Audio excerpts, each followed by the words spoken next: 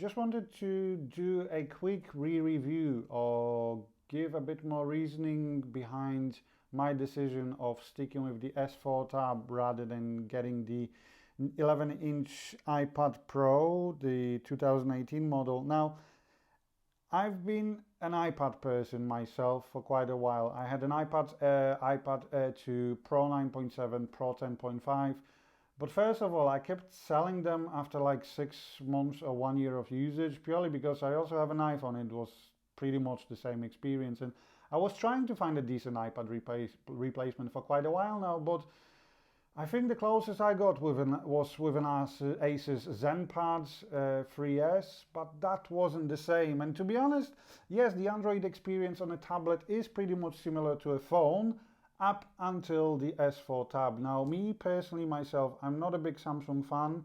To be honest, it's my least favorite corporation, but I need to give credit where credit is due, especially when I read reviews from the websites like Android Police that say that you're better off buying an iPad rather than the S4 tab because it's not really a productive device or things like that. So I was really surprised and I thought, you know what, I'm going to do a video about that.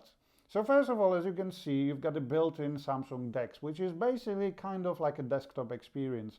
Now, as you can see, I'm running I've got three windows open simultaneously. So I don't know how much more productive do you want to get, saying that you can be more productive on an iPad rather than this. So I've got one window where I edit my video, the other window where I do the voiceover, and then I can open a third window, for example, a fourth one or even a fifth one with any additional stuff. So for example, I can open a website where I can look up the specs of the device that I'm reviewing and things like that. Now, the DeX also works with a mouse, so that's another thing that it does actually better, well, the Android does better than the iPad. So for example, when I had an iPad and I was doing a video, editing a video in LumaFusion Video Editor, which is amazing, by the way, when I wanted to do a voiceover in, for example, Rode Rec app, I had to either use my iPhone for that, or I had to export the video file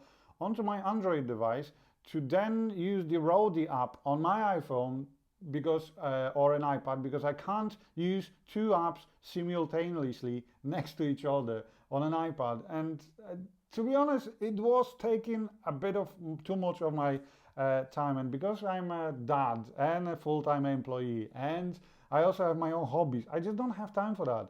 So I was really surprised by how much I can get done in the DeX mode. Now, Android Police also, to be honest, not only them, some other websites like even Engadget, they suggest that maybe a Surface Go would be a better option. Okay, so a Pentium running Surface Go, which is basically a Windows 10 tablet, which is really hard to call a tablet, especially that when I've really tried to love the Surface. I've bought the Surface Pro 4 i7 3 times. The first one had a grounding issue and was electrocuting me. The second one had the pin connectors broken and I couldn't match the pin connector. And the third one, I just returned it. I just couldn't leave with that Metro UI, they call it, that user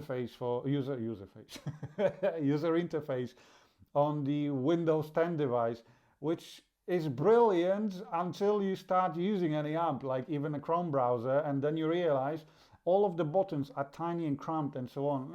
It wasn't really a tablet experience after all. It was a decent laptop replacement, I have to admit that, but using a Adobe Premiere on Surface 4 or any apps like Power Director was really painful. They aren't really optimized for mobile. Where in here you can just launch, like I did at the beginning, the Power Director or anything like that. It just works. On top of that, obviously, if you'd like to, you've got the USB-C connector on the side and you do get a headphone jack.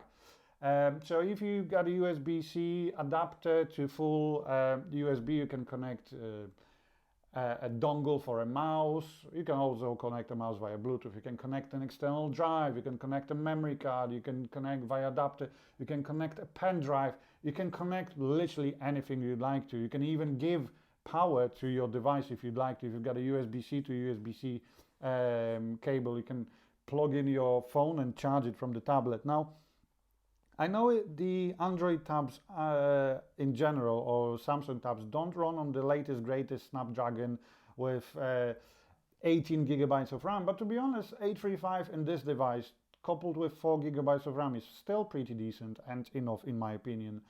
Um, and then again, you compare it with an iPad Pro and say it's more productive. How is a device with a Type-C connector more productive where you can't really connect anything to that connector? You can connect, well, you can connect an Apple adapter that allows you to transfer pictures from a memory card onto the iPad, but you can't import them directly to Photoshop. Well, you can't do that on the Android either because there's no Photoshop. Badumts. But at the same time, you can't really do much with an iPad. Not to mention, you can't really run two apps next to each other. You can run like a Safari and Calendar or Files app, but that's as much as you get. So I'm really surprised that some of the viable resources that should give you like an honest review tell you that yeah, the iPad is more productive than an Android tablet. How is that even possible?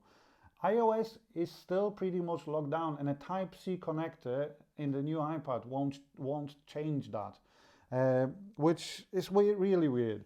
But going back to this tablet, yeah, as you can see, it works as a normal tablet as well. So you can leave the DeX mode and you can use it as a normal tab. You get the S Pen with the tab. You don't have to shell out £129. The keyboard doesn't cost £179. The device itself doesn't cost £1,100 like the new iPad. So yes, it is quite pricey, but it's around £650 with the keyboard. So I'm really surprised that people call the S4 pricey, but not the £1,400 iPad Pro, which has a limited storage, which you can't really expand like you can do on this device in here. Yes, it does take memory cards on top of the 64 gig built-in storage. So yes, I would say rant over. I think, or at least in my opinion, this is a really decent iPad replacement or any tablet replacement. Obviously, if you want to run Windows apps, you're better off with a Surface. If you prefer iOS apps like LumaFusion and Photoshop, you can do that, but you wouldn't be more productive doing that. So thanks for watching another episode of Quick Expert Reviews, and I'll speak to you soon, guys. Bye.